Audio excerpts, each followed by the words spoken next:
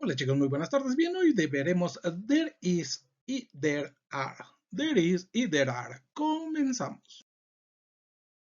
Como ya saben, there is significa hay en singular y there are significa hay en plural. ¿Ok? Por ejemplo, there is a book on the table. There is a book on the table. There is a plant next to the sofa. There is a plant next to the sofa. There is a cushion on the sofa. There is a cushion on the sofa. There is a house next to the lake. There is a house next to the lake.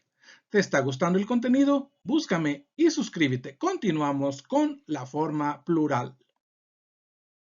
Veremos los ejemplos en plural. There are many apples in the basket. There are many apples in the basket. There are 6 chairs around the table. There are 6 chairs around the table. There are some papers under the stapler. There are some papers under the stapler. There are 6 markers in the glass. There are 6 markers in the glass. Si te gustó este video, búscame y dale click en la parte de arriba para ver el siguiente video. Hasta la vista.